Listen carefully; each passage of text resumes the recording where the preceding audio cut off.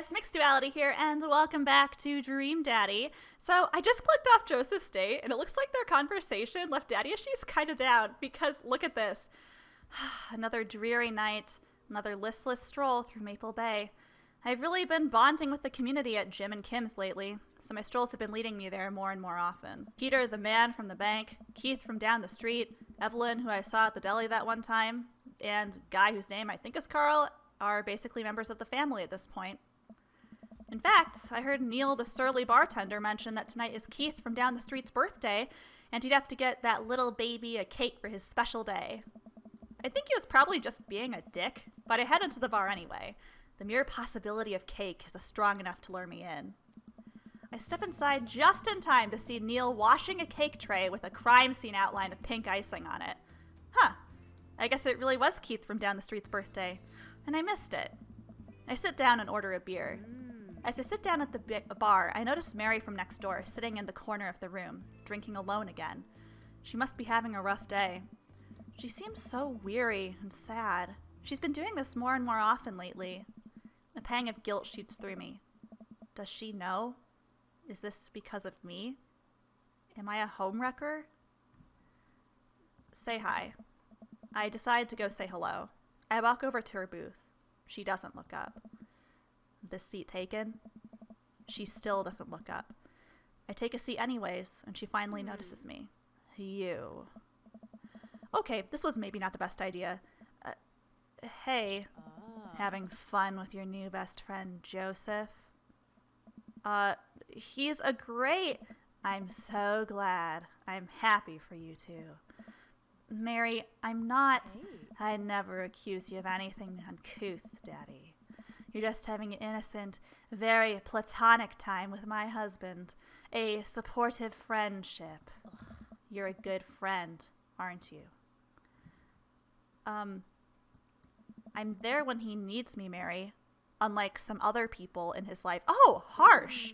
So you're an expert on my marriage now? I'm not trying to be an expert on your marriage. I'm just trying to be there for my friend, okay? Oh, you're there for him. I see how you look at him. I bet you're there for him a lot. She takes a long sip of her drink. This was a mistake. You know, you're really not his type. I'm surprised. Mary pays her tab and strides right out of Jim and Kim's without looking back. Oh God, she's gonna tell Joseph what happened. No. Dad tip number 78. Try not to make assumptions about people. You've got dads. Oh God, I'm sorry, Joseph. Oh God. Okay, I think I need a pick-me-up. Let's go talk to Craig. He's always so positive. Hey, Craig. I need a bro right now. Dad tip number 47, don't skip the corners. I'm sorry. I feel so bad now. I really want to get some good quality time in with Craig. The last time he hung out, he was so busy with the kids and fending off flirty moms that I feel like we barely talked. Ever since the first time we hung out, I've been trying to get up a little early for runs. I don't think I'm going to be as embarrassing as last time. Maybe I'll even be able to catch up with him now.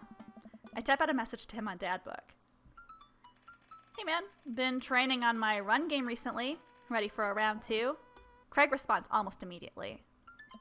Dude, of course. Emojis. I don't know why he didn't just send me an emoji rather than type it out. Another message pops into my inbox from Craig. Let's meet up early tomorrow morning for my favorite morning activity, brunch. I type back. Brunch? What's that? You run and then you get brunch. Oh, right. Craig and I agree to a time and meet up in the morning, and I have a chance to spend the evening hanging out with Amanda. So, we doing pizza tonight? Again? Can't we do like a salad night? Dad, are you on a health kick? Not yet. I've formed the committee to examine the possibility of being on a health kick. They haven't returned with their findings. Dad, if you go on a health kick, then I have to go on a health kick by virtue of being under the same roof as you. I don't know if I have the constitution for that. The committee is still out. The committee isn't back with its findings yet. This is a multi-year assessment on several bureaucratic levels. Well, Amanda picks up the phone and stares at me, unblinking, as she dials. Hi, yes, can I get an extra large pizza with chicken, bacon, extra cheese, and tomatoes, and a couple of the garlic sauce cups? Amanda, you're going a little north here. Oh, right. Can you maybe throw some leaves on there or something? Yeah, he's going on a health kick. Yeah, Rico, I know. It's tragic. Amanda listens for a second. Hold on, I'll ask. Dad, is oregano a salad? Oregano's not a salad. Can't blame me for trying. Nah, Rico, I'm talking to my dad. We'll just go with the meat lover's fantasy. Sure. Say hi to the wife and kids for me. Amanda hangs up. Rico says hey. The food gets delivered and we plop down on the couch to eat some za. Just be careful. Running is a gateway drug. It's a slippery slope, Dad. First you go on a couple light jogs, and before you know it, you're converting the garage into a home gym and renewing your subscription to some sort of weekly kombucha delivery service. Question. Shoot. What's kombucha? Okay, so you aren't too far gone yet. I'm just giving you a hard time, Pops. I'm really happy you're running more and caring about your health. I want to keep you around for as long as possible. Thanks, kiddo. Speaking of which, I'm running with Craig tomorrow. You gonna be able to keep up with him? Hey! Probably not. We laugh and eat some more pizza. Then it's probably healthy, in the name of carbo loading. I call it a night early, so I'm ready for tomorrow. When I first started running in the mornings, it was pretty hellish. Now that I'm a few sessions in, it admittedly has become a little bit easier, despite it always ending in me dry heaving over a trash can. Is this what the runner's high is? Just dry heaving? I lace up my tennis shoes, throw on a t-shirt from a rider's summit I went to 20 years ago, and head out the door at a moderate jog. Craig is already outside with River strapped to his chest. He's dressed head to toe in color-coordinated running gear. Wow, I look like a total schlub next to this guy. Hey, bro. Morning, Craig. River gonna be running with us? Best as she can. We're taking it to the limit, aren't we, kiddo? You. Oh, I know what that means. Craig hands her a stuffed toy, which makes her smile ear to ear. That's Arnold, the capybara. Sometimes it's the only thing that'll get her to stop crying. Capybara? Is that how you spell capybara? Why can't I say capybara? I don't know. Anyway. Oh, I've been there. Amanda had a stuffed panda that she carried around everywhere. Is that why he calls her Panda? She would have a tantrum if I even tried to wash it. It was gross. So you've been running lately. Every morning for 30 minutes. I'm basically an elite athlete by now. I could totally rep your clothing line. Well, try to keep up. So where are we headed? I was thinking we could do a couple laps around the park. Okay, that sounds reasonable. Then we can do some hill climbs up a slope. Okay, I can probably handle that. And then we'll close it off by doing some wilderness survival hike running to increase our agility. I am suddenly struck with the overwhelming need to crawl back into bed. That sound okay to you? I usually like to throw in some timed murder sprints in there, but I'll go easy on you since you're a beginner. That sounds like something I am able to physically do. Hey. Great, let's get started. Oh God. Craig and I finally arrive at the park. A few other lone joggers make their way around the perimeter, and River waves enthusiastically at everyone we pass. It's a lot more peaceful in the mornings. Aside from the birds chirping and River gurgling away in the stroller, it's pretty quiet. He likes peace and quiet. Oh. All right, good warm-up. That was the warm-up. Let's start the show. But wait. Craig reaches into his bag and tosses me a water bottle. I fumble it, but thankfully don't drop it.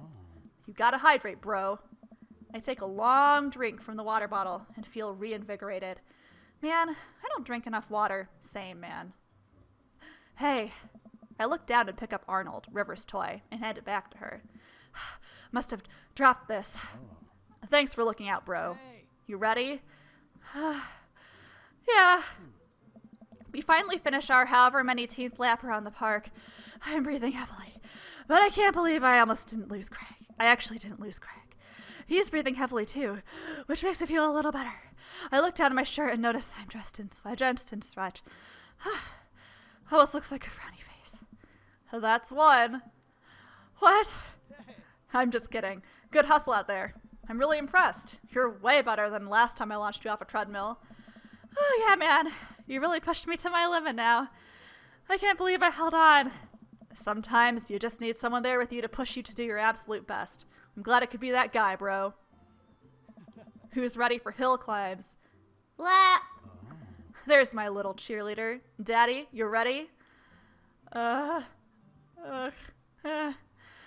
You bet. Craig takes me to a separate portion of the park where there's a steep hill that seems to go up forever. I strained my eyes to see some of the other joggers at the top. So what do we do now? We run up the thing.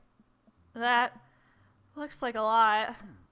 Daddy, there's 2 things you need to know about this hill. 1, don't stop running till you get to the top. And 2, Craig points to the top of the hill.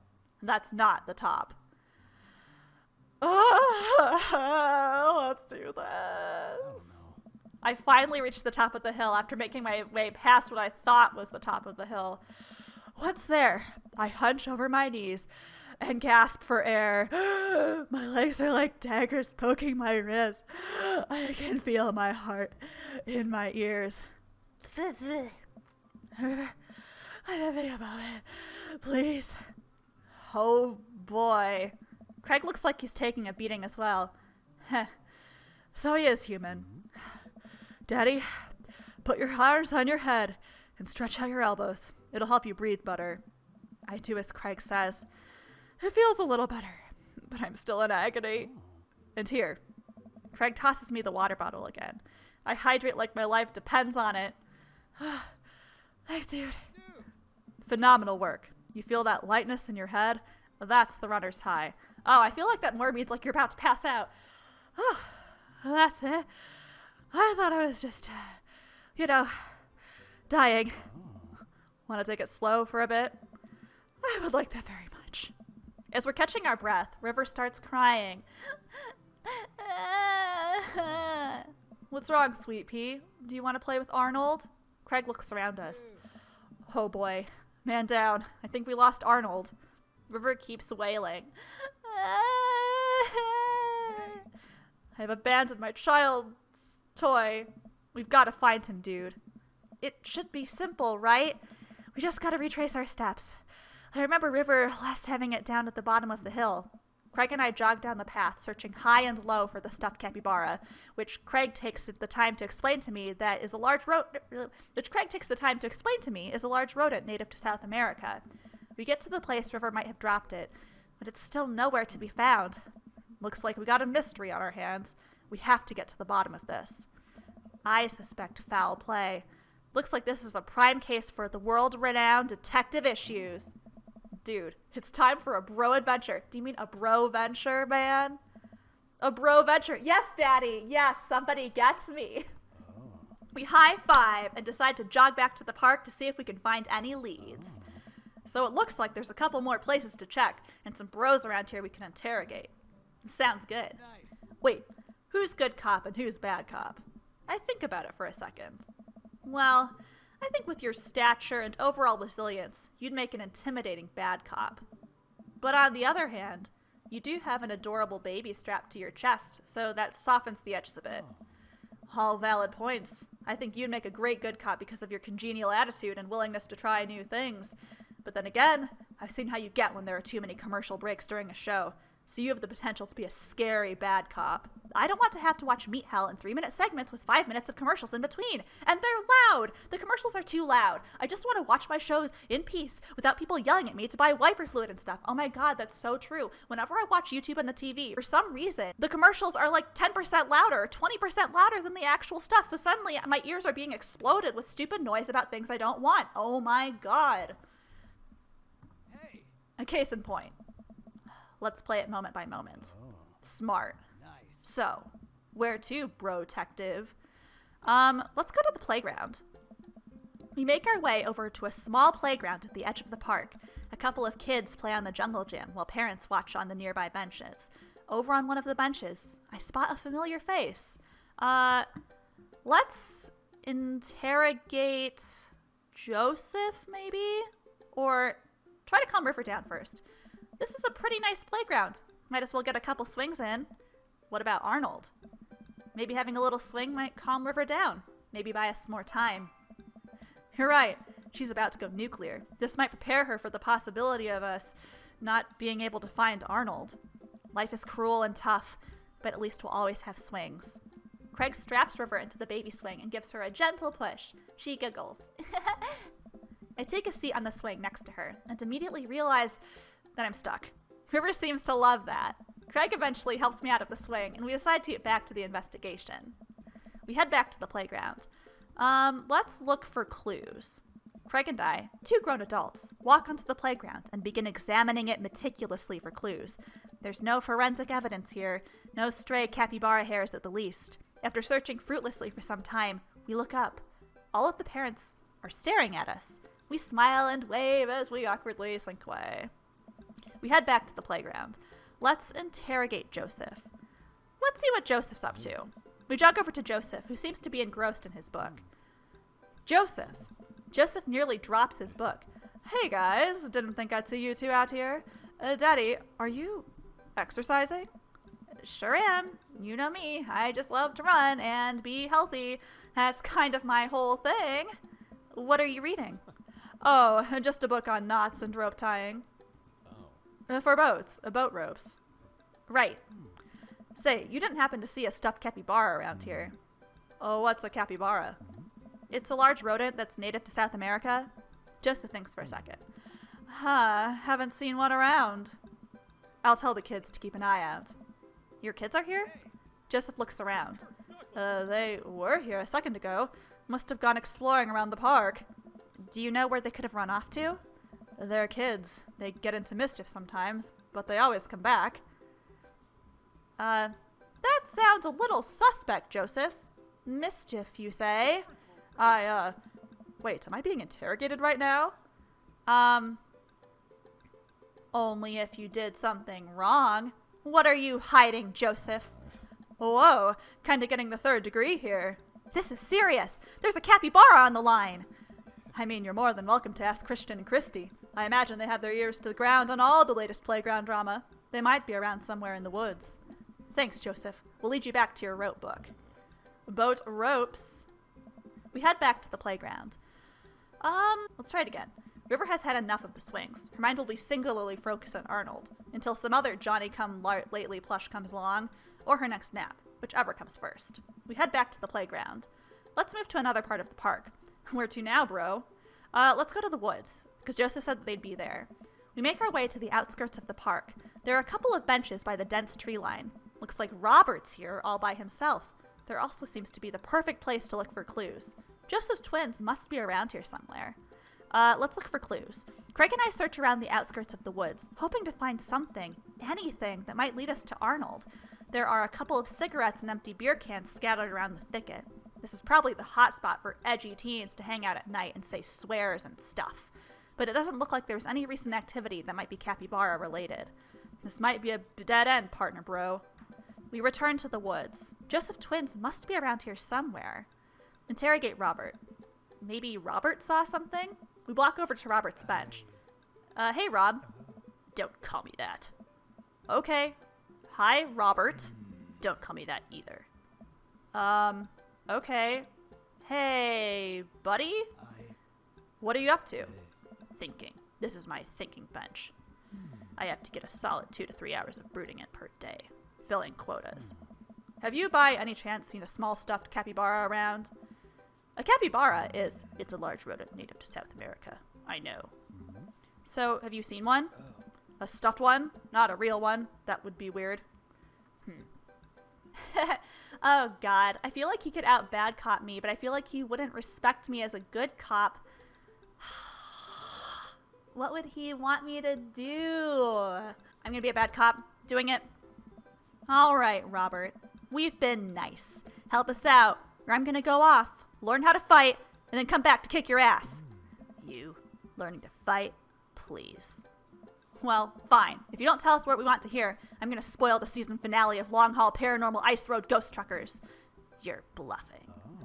My buddy here doesn't play by the rules. Daddy will do it. Callum and Flint crash into a haunted... Stop. You're a monster. Robert sighs. I haven't seen any goddamn capybara. Okay. Crap! I was really nailing the bad cop bit, too. I thought for sure we had something. Now what, bro? Joseph said his twins were around here somewhere, but I have no idea how we're supposed to find them. Wait, those creepy kids? Why didn't you tell me they had something to do with this? Huh. Maybe I should have left the good cop, bad cop routine to the pros on TV. Yeah, Robert, bro, do you know where they are? I do. A lot of people underestimate the senses of the man who broods. I saw them lurking around here a little while ago. Where'd they go? Ran into the woods.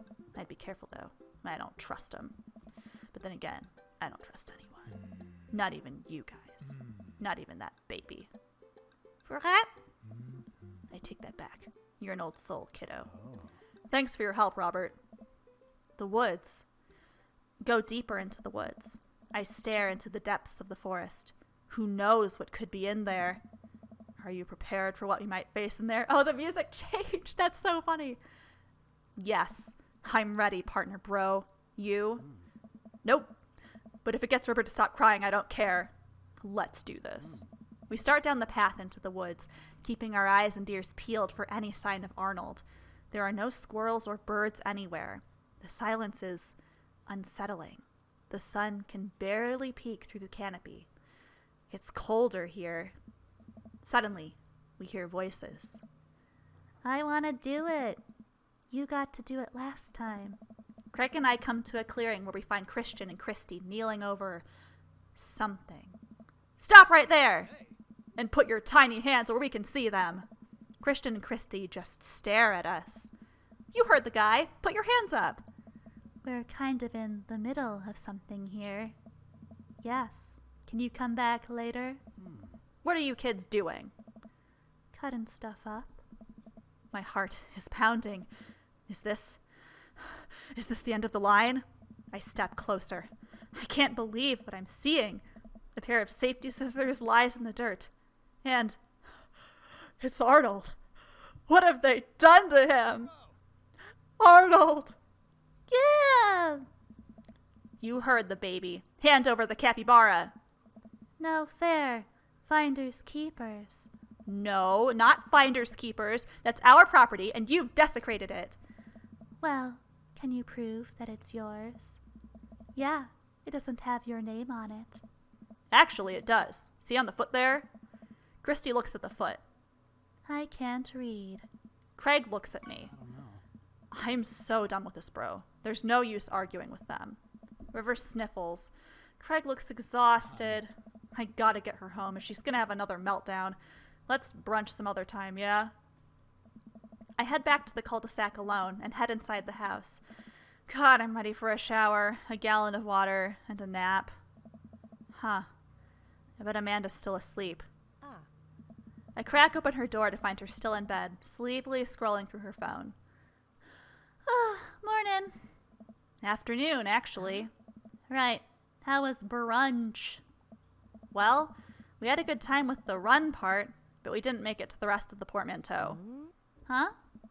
To brunch. We didn't make it to brunch. Somehow we lost River's toy capybara on our run. A capybara is... Dad, don't patronize me about giant rodents. I know. Sorry. Anyway, we figured out that Joseph's creepy twins had something to do with it, but we never got to the bottom of it. We actually cornered the kids in the woods and found what was left of the toy, but we couldn't convince them to give it back. Maybe if we'd had a smoking gun. I mean, evidence, not a literal gun. So, the run went well, though? I was a little worried about your endurance. Yeah, it was rough at first, but ended up being a piece of cake. I actually feel pretty My legs give out. I find myself on the floor of the hallway. I'm just gonna hang out here for a while. You take your time getting up. Debt at number 44. Gas is cheaper in the suburbs. Well, what was I supposed to do? He's gonna hate me. He's gonna be like, oh, C-Day, oh no, la la la la la. Yeah, come on, Craig. It's not my fault. We found the twins. We found the capybara. Shut up. Man. Okay, well, that was disappointing, you guys. It wasn't even my fault. Craig doesn't like us anymore. Oh, well. At least it was still fun for me. So I think I'm going to leave it off here. Thank you so much for watching, guys. If you like what you saw, please make sure to like, comment, and subscribe. Have a great rest of your day. And I will see you all again very soon. Bye.